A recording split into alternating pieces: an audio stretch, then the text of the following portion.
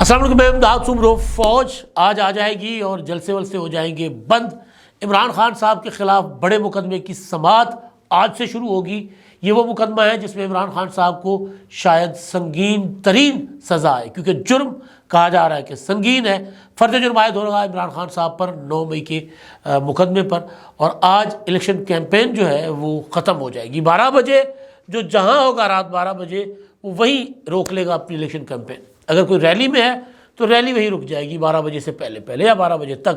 اگر کوئی جلسہ ہے تو تقریر 12 بجے، پورے 12 بجے تقریر ختم۔ اگر 12:01 ہوئے تو پھر الیکشن کمیشن جو ہے وہ کرے گی کارروائی، شوکاز نوٹسز جاری ہوں گے یا جو بھی کارروائی الیکشن کمیشن نے ضابطے کی کرنی ہوگی وہ الیکشن کمیشن کارروائی کرے گی، کیونکہ معاملہ انتخابات کا ہے۔ اور انتخابات سے پہلے عمران خان صاحب کو بہت ہی سزائیں ہو چکی۔ ایک سزا توشہ خانہ میں ہوئی الیکشن کمیشن کے ریفرنس کے اوپر، اسلام آباد کی ایڈیشنل سیشن کورٹ نے دی 3 سال سزا، 5 سال کی نااہلی، اور اسی میں عمران خان صاحب گرفتار ہوئے، جیل گئے، سزا معطل ہو گئے، لیکن باہر نہیں آئے اور باہر نہیں آئیں گے ابھی عمران خان صاحب، جو نظر آ رہا ہے۔ آج تو خیر الیکشن کیمپین ختم ہوگی، کل آرام کا دن ہے، پولنگ کی تیاری کا دن ہوگا کہ اپنا ساری پولیٹیکل پارٹیز اپنی اپنی پولنگ اسکیمز بنائیں گی۔ پرسوں ووٹ کاسٹ ہوگا اور پرسوں جو فیصلہ لوگ کریں گے اس کا اعلان ترسوں یعنی 9 فروری تک اس کا اعلان بھی ہو جائے گا، رزلٹ آ جائیں گے، نتائج سامنے، اور پھر ظاہر ہے اس کے بعد پھر صورتحال کیا بنے گی، عمران خان صاحب کو تیرا کیا ہوگا، کالیا والا ہی جو ہے وہ ڈائلاگ کوئی نہ کوئی بولے گا، کیونکہ پی ٹی آئی تو بہرحال کہیں نہیں ہے، پی ٹی آئی بطور جماعت الیکشن میں ہے نہیں، پی ٹی آئی کا نیٹ ورک ہے نہیں، تو مسلم لیگ نون جیتے گی کبھی امکان ہے، لیکن پیپلز پارٹی بھی چانس لے رہی ہے، پوری کوشش ہو رہی ہے کہ پیپلز پارٹی کسی طرح اتنا نمبر لے لے، اتنا ووٹ لے لے کہ وہ کولیشن چھوٹے چھوٹے اتحادیوں کے ساتھ مل کر حکومت بنائے۔ تو بہرحال اب جو چیز ہے ان انتخابات کو لے کر، انتخابات کے لیے سب سے بڑا خطرہ جو تھا، جو تھریٹ تھا، وہ امن و امان کی صورتحال تھا، نہیں ہے، ابھی بھی ہے۔ کل ہی آپ نے دیکھا کہ درہ بنچودواں تھانہ اپنا ڈیرہ اسماعیل خان کے پاس، وہاں پر دہشت گردوں نے حملہ کر کے پولیس اسٹیشن کے اندر گھسے، 10 جوان شہید کیے اور پھر چلے گئے، بھاگ گئے۔ لیکن اس کے الٹ برعکس پھر ایک اور پازیٹیو ایکٹیویٹی بھی وہاں پر نظر آئی۔ پہاڑ پور کا علاقہ ہے، وہاں پر فیصل کریم کنڈی نے ایک بہت بڑا جلسہ کیا ہے، بہت ہیوج جلسہ۔ یعنی فیصل کریم کو یا بلاول بھٹو نہیں تھے، آصف زرداری نہیں تھے، فیصل کریم کنڈی جو پیپلز پارٹی کے امیدوار ہیں مولانا فضل الرحمان صاحب کے سامنے اور گڈھا پور صاحب کے سامنے، انہوں نے جلسہ کیا، اور وہ جلسہ بڑا ہیوج، بہت بڑا جلسہ تھا۔ وہ ایکٹیویٹی جو ہے وہ ایک طرح سے انتخابات کے اوپر جو اٹھنے والے سوالات تھے ڈیرہ اسماعیل خان میں یا جنوبی خیبر پختونخوا میں، ان کا ایک جواب تھا کہ جی جہاں دہشت گردی ہے وہاں سیاسی ایکٹیویٹی بھی ہے، اور دہشت گردی کا توڑ ظاہر الیکشن ہے، دہشت گردی کا توڑ پولیٹیکل ایکٹیویٹی ہے، دہشت گردی کا توڑ سیاسی عمل ہے، دہشت گردی کا توڑ الیکشن روکنا نہیں ہے، جو مولانا فضل الرحمان صاحب ڈیمانڈ کر رہے تھے۔ مولانا صاحب نے خود بھی کرک میں ایک جلسہ کیا۔ تو بہرحال تو اب جو صورتحال ہے امن و امان کی صورتحال کی وجہ سے کہا جا رہا تھا کہ انتخابات نہیں ہوں گے۔ ہمارے کچھ خوش فہم دوست جو انتخابات نہیں چاہتے، جو سمجھتے ہیں کہ انتخابات سے حالات بہتر نہیں ہوں گے، حالات خراب ہوں گے، یا جو سمجھتے ہیں کہ جناب یہ نگران حکومت اور یہ SIFC اور یہ جو سیٹ اپ ہے، جو ماڈل ہے، یہ چلتا رہے چین کی طرح، کوئی مطلب یا دوسرے ممالک کی طرح۔ تو بہرحال پاکستان تو ظاہر الگ ٹائپ کی کنٹری ہے نا، پاکستان اس طرح بغیر منتخب ہوئے سیٹ اپ کو زیادہ لمبے عرصے کے لیے برداشت کرتا ہی نہیں ہے، قبول نہیں کرتا۔ مارشل لا نہیں ٹکے یہاں پر، تو نگران حکومت کتنا عرصہ لوگ برداشت کریں گے؟ ظاہر ہے ابھی تو لوگوں کو امید تھی کہ انتخابات ہونے چلے 3 مہینے میں نہ صحیح 6 مہینے میں صحیح، تو لوگ ذرا پرسکون بیٹھے ہوئے تھے۔ اگر لوگوں کو پتہ چلے گا کہ نہیں جی ایک سال کے لیے انتخابات نہیں ہونے، تو لوگ سکون کے ساتھ نہیں بیٹھیں گے، پھر لوگ ایجیٹیٹ کریں گے، لوگ باہر نکلیں گے۔ پھر وہ لوگ تو کیا، پھر عمران خان اور نواز شریف آپ کو ایک ٹرک پر نظر آئیں گے اگر ایسی صورتحال ہوتی تو، لیکن ایسا نہیں ہے۔ انتخابات ہونے جا رہے ہیں، بیچ میں صرف ایک دن ہے کل کا، اور پرسوں سے پولنگ ہوگی، اور ظاہر ہے امن و امان کی صورتحال آج بھی چیلنج ہے الیکشن کے لیے، چیلنج ہے پرامن انتخابات ہوں گے یا نہیں ہوں گے۔ اب یہ چیلنج نہیں رہا کہ انتخابات ہوں گے یا نہیں ہوں گے، یہ سوال اب ختم ہو گیا۔ اب سوال یہ ہے کہ پولنگ جو ہے وہ پرامن ہوگی یا نہیں ہوگی۔ بلوچستان میں تو سر عام الیکشن کے دفاتر جو ہیں ان کے اوپر حملے ہوئے۔ یہ جو اپنا ادھر درابن میں ہوا، ڈیرہ اسماعیل خان میں تھانے پر حملہ، اس سے پہلے بھی درابن میں تھانے پر حملہ ہوا تھا جب 23 جوان ہمارے شہید کر دیے گئے تھے۔ تو حملہ آور جو ہے وہ کوئی جو اپنا مختلف ناموں سے اس کو کلیم کرتے ہیں، تو سورسز یہ بتا رہے ہیں کہ جی وہ یہ کہہ رہے ہیں کہ ہم پبلک کو نشانہ نہیں بنائیں گے، ہم سیکیورٹی فورسز کو نشانہ بنائیں گے اور لوگ ان سے دور رہیں۔ تو ظاہر ہے سیکیورٹی فورسز کو نشانہ بنائیں گے یعنی سیکیورٹی فورسز کو ڈی مورلائز کریں، تاکہ سیکیورٹی فورسز جو ہے امن و امان کی صورتحال بہتر بنانے میں کے لیے ایسے علاقوں میں متحرک نہ ہو، ڈی مورلائز ہو۔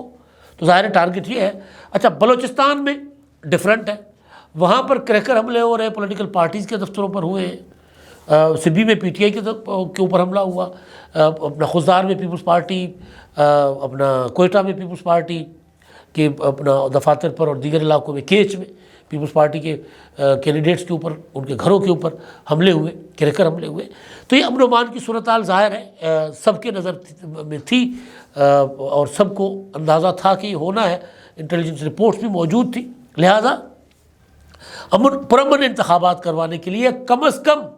اس کو جو تشدد کا ایلیمنٹ ہے اس کو کم از کم کرنے کے لیے فیصلہ کیا گیا الیکشن کمیشن کی جانب سے کہ سیکیورٹی کے لیے فوج تعینات ہوگی۔ جو ریگولر ہماری پولیس ہے ظاہر ہے وہ ویسے بھی اتنی کافی نہیں ہے کہ وہ انتخابات جتنا اتنا بڑا جو 24-25 کروڑ ملک کے انتخابات جس میں کوئی 14 کروڑ کے قریب ووٹر ہو، وہاں پر الیکشن کی ڈیوٹیاں سر انجام دے سکے امن و امان کے حوالے سے، اتنی پولیس ہمارے پاس نہیں ہے۔ تو ظاہر ہے ہمیں یا کسی بھی ملک کو انتخابات کے لیے اس طرح کے جو ہمارے جیسے ملک ہیں وہاں پر پھر فوج اور پیراملٹری فورسز اور ریزرو فورسز جو ہوتی ہیں ان کو تعینات کیا جاتا ہے، ان کو مدد کے لیے طلب کیا جاتا ہے، پھر چاہے سیلاب ہو، چاہے کوئی اور آفت ہو، چاہے مطلب کوئی ناگہانی صورتحال ہو، اس میں بھی طلب کیا جاتا ہے۔ الیکشن ذرا اور ٹائپ کا کام ہے۔ تو بہرحال تو فوج کو تعینات کرنے کا جو فیصلہ ہوا تھا، 2,77,000 فوج کے لیے سمری بھیجی تھی الیکشن کمیشن نے، جس کی منظوری دے دی گئی تھی وزارت دفاع کی طرف سے۔ پھر پچھلے دنوں کور کمانڈر کانفرنس میں اعلامیہ جاری کر کے کہا گیا تھا کہ جناب جو فوج مانگی گئی ہے، جو فورسز مانگی گئی ہے، الیکشن کمیشن کو آئینی ذمہ داری ادا کرتے ہوئے فوج کا ادارہ وہ پوری کرے گا وہ الیکشن کمیشن کی ریکوائرمنٹ۔ تو وہ فوج جو ہے وہ آج سے اپنی ڈیوٹیز پر پہنچ گئی، آج سے وہ اپنی ڈیوٹی دے دے گی انجام، اور آج سے ہی جیسے میں نے گزارش کی کہ جلسے جو ہیں وہ جو جہاں ہیں وہ وہاں رک جائیں گے۔ وہ وہیں پر بلاول بھٹو کراچی میں آج ریلی ان کی کل نکلی ہوئی تھی، آج وہ لاڑکانہ میں ریلی نکالیں گے۔ مسلم لیگ نون کی ایکٹیویٹی کوئی اپنا لاہور میں بڑی ایکٹیویٹی کوئی ہوگی، اور اس کے علاوہ باقی پولیٹیکل پارٹیز کریں گے، لیکن جو کچھ جس نے کرنا ہوگا وہ ہوگا رات 12 بجے تک۔ لیکن اب جو دوسری سائڈ ہے، دوسری پولیٹیکل پارٹی ہے، تیسری پولیٹیکل پارٹی ہے تحریک انصاف، وہ نہ الیکشن کیمپین چلا سکی، نہ اس کی لیڈرشپ اس قابل تھی کہ وہ باہر آ سکے۔ جو جیلوں میں تھے وہ جیلوں میں، اور جو روپوش تھے وہ روپوش، اور باقی تو چھوڑ گئے۔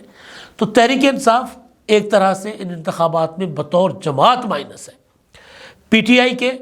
امیدوار ضرور آزاد حیثیت میں انتخابات میں حصہ لے رہے، اور ان کو پی ٹی آئی کو یا عمران خان صاحب کو جیل میں بیٹھے ہوئے یہ توقع ہے، وہ یہ آس لگائے بیٹھے ہیں،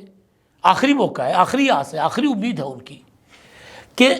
ووٹر نکلے ان کا اور وہ پلٹ دے ساری بازی، وہ اتنے ووٹ ڈالیں کہ وہ ووٹوں کے ذریعے ان کو جیل سے باہر نکال لیں۔ اور اگر پی ٹی آئی کے ووٹر اپسیٹ کر دیں، چاہے پی ٹی آئی کے آزاد کینڈیڈیٹ ہی اتنی تعداد میں جیت کر آ جائیں کہ جی پی ٹی آئی کی حکومت بن جائے عمران خان صاحب کی، عمران خان صاحب تو نااہل ہیں لیکن ان کی حکومت بن جائے، تو پھر تو ظاہر ہے عمران خان صاحب کے لیے تو چاندی، باہر آئیں گے اور پھر وہ تو پکڑا ہی نہیں دیں گے کسی کو۔ لیکن ایسا ہونے نہیں جا رہا، ظاہر ہے تحریک انصاف کوئی 4-5 نمبر پر جا کر مینڈیٹ وائز مجھے جاتی نظر آ رہی ہے۔ لیکن بہرحال جو پی ٹی آئی کا جو ذکر ہے وہ آج عمران خان صاحب کے اوپر 9 مئی کے واقعات جو تھے، 9 مئی کے جو حملے تھے، اس پر عمران خان صاحب پر فرد جرم عائد ہونے جا رہی ہے۔ راولپنڈی کی انسداد دہشت گردی کی عدالت، جج ہیں ملک اعجاز آصف صاحب، اور 6 فروری کی تاریخ، آج کی تاریخ رکھی گئی تھی، عمران خان اور ان کے نائب شاہ محمود قریشی صاحب کے اوپر فرد جرم عائد ہوگی۔ ان کو نقول پچھلی سماعت پر فراہم کر دی گئی تھیں۔ اب یہ مقدمہ بڑا تگڑا ہے۔ ابھی تک تو عمران خان صاحب 4 سزائیں پا چکے ہیں، اور ان میں عمران خان صاحب کے وائس چیئرمین شاہ محمود قریشی صاحب بھی، اور اب تو خیر کو نہ چیئرمین رہا نہ وائس چیئرمین رہا نہ پارٹی رہی اس طرح، اور پھر ان کی اہلیہ بشرا بی بی، وہ بھی 2 مقدمات میں سزا یافتہ ہے ان کے ساتھ۔ شاہ محمود قریشی صاحب 1 مقدمے میں برابر عمران خان صاحب کے ساتھ۔ توشہ خانہ کا جو الیکشن کمیشن کا مقدمہ تھا، اس میں 3 سال کی قید 5 اگست کو ہوئی تھی، اور 5 سال کے لیے عمران خان صاحب کو کر دیا گیا تھا نااہل۔ اس کے بعد سائفر کا مقدمہ، عمران خان صاحب اور شاہ محمود قریشی صاحب دونوں کو 10 سال اسپیشل کورٹ نے قید سنائی، قید با مشقت سنائی، اور اس میں ظاہر ہے الیکشن کمیشن نے ان کو 5 سال کے لیے نااہل قرار دے دیا الیکشن ایکٹ کے تحت۔ پھر توشہ خانہ کا جو ریفرنس تھا نیب کا، اس ریفرنس کی سزا عمران خان صاحب کو سنائی گئی اور بشرا بی بی کو 14 سال، اور اس میں عمران خان صاحب کو 10 سال کے لیے نااہل کیا گیا نیب قوانین کے تحت۔ اب القادر ٹرسٹ کیس اور 9 مئی، اور پھر اور بھی کئی چھوٹے موٹے مقدمات ہیں، لیکن جو سنگین مقدمات ہیں وہ ہیں القادر اور 9 مئی۔ اب 9 مئی میں عمران خان صاحب اکیلے ہیں، ظاہر ہے اس میں بشرا بی بی کا تو کوئی لینا دینا نہیں ہے، لیکن 9 مئی میں جو یہ اپنا فرد جرم عائد ہونے سے پہلے جو ڈیولپمنٹ ہوئی ہے چند روز پہلے، وہ یہ ہوئی ہے کہ پی ٹی آئی کے کچھ رہنما، جن میں